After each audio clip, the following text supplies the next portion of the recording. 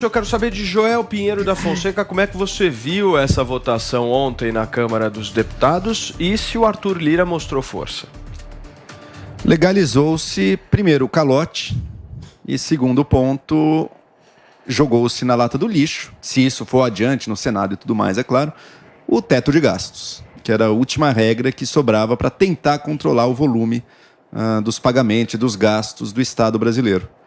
Mais uma vez, infelizmente, isso foi feito de uma maneira chantagista, dando a entender que o social depende disso. E, de fato, eu sou o primeiro a dizer, se não tiver outro jeito, se tiver que escolher entre salvar vidas ou manter o teto de gastos, é óbvio. Opte por salvar vidas, opte por dar a quem não tem. Agora, não era a última maneira. Não era a única maneira, quero dizer. Foi a maneira que o governo escolheu, em conluio com o Arthur Lira, justamente para não precisar cortar nada de ninguém, nem mesmo do próprio governo. Ele conseguiu isso negociando, primeiro, emendas do relator, que agora caíram, e vamos ver como é que vão ser as próximas negociações, mas já negociaram muitas delas ao longo desse ano. Foram, na verdade, R$1 bilhão nos 2 dias antes da própria votação aí da PEC. E sem a emenda de relator, vamos continuar negociando sob outras rubricas, mas eu já mostro uma amostra aqui do tipo de negociação que foi feita. Um município de Alagoas que tem cerca de 8 mil habitantes, recebeu R$4 milhões e o prefeito dele é o pai do Arthur Lira. Esse é o tipo de negociação, de esquema que foi feito para viabilizar essa PEC. É uma derrota para a democracia brasileira, é uma derrota para as contas públicas e para o longo prazo da economia brasileira. E agora vamos continuar acompanhando com a piora, a deterioração das nossas contas, das nossas expectativas. Não é a primeira vez que isso acontece. É um ciclo que o Brasil sempre volta. Muda a roupagem de quem está lá em cima, se era vermelho, se é verde e amarelo agora, mas a substância é rigorosamente a mesma.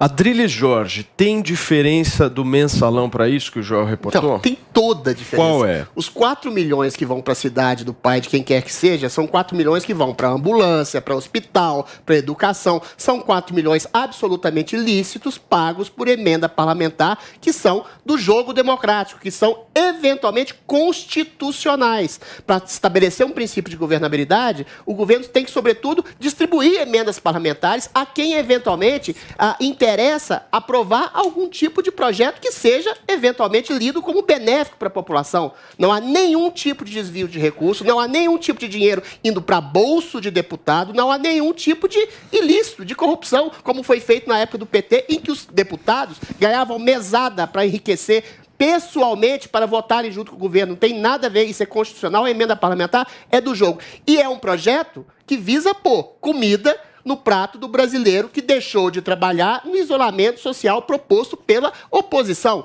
E o Bolsonaro é bem simples e objetivo. Ele fala, olha, estou tentando dar dinheiro para esse pessoal miserável que vocês não deixaram trabalhar e que agora está passando fome. Sim, é ruim para as contas públicas a longo prazo, é ruim para a inflação, para o dólar alto, para investimentos estrangeiros, mas a economia, e nesse caso a economia chegou depois do isolamento, é o pobre que tem fome. É um sujeito que é miserável, que está tentando ascender a pobreza. Ou seja, tirar 17 milhões da linha de miserabilidade é absolutamente urgente, com um parcelamento, não é calote, de precatórios. Precatórios é o quê?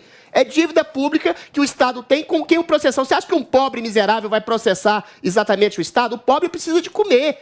Comer para poder ter energia para trabalhar. E é claro que não é só a emenda parlamentar que ajudou esse tipo de projeto. É claro que o deputado, vendo a sua zona eleitoral, o número de pobreza ascendendo, aumentando, é claro que ele quer se reeleger também. Seria ruim para o Bolsonaro não aprovar isso? Seria. Mas seria péssimo também para os legisladores que têm que dar uma satisfação ao seu público, e seu público tem fome. E fome também quer dizer fome de voto dos deputados, que não são bobos nem nada, e eventualmente aprovaram por um cálculo eleitoral também que, eventualmente, conseguintemente, beneficie o eleitor com emenda parlamentar, que gera frutos para a sua região, e as PEC dos precatórios, que gera comida no prato do brasileiro para o auxílio Brasil. Que a emenda agora... Você vai poder falar. A emenda é lícita, João. Por favor, Zoe.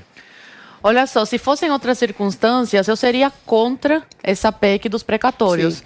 E assim como muitos deputados que votaram a favor e votaram contra no primeiro turno e no segundo a favor, entenderam, assim como eu entendi também, que é uma necessidade agora do pós-pandemia. Não é culpa do Bolsonaro, é uma necessidade do país por causa do isolamento social causado pelo coronavírus, por causa dos governadores e prefeitos que trancaram as pessoas dentro das suas casas. Então, o governo precisava de alguma forma arranjar dinheiro para ajudar essas pessoas que estão morrendo de fome. E não só agora, como em governos passados, né? A dívida dos precatórios vem lá de 14 anos atrás, que uma hora tem que pagar. E aí, da onde vai sair esse dinheiro? A gente tem que se aprofundar mais na política e não ser tão simplista assim de que o Bolsonaro exigiram negociação, não quiseram tirar privilégios dos políticos, mas é claro que não.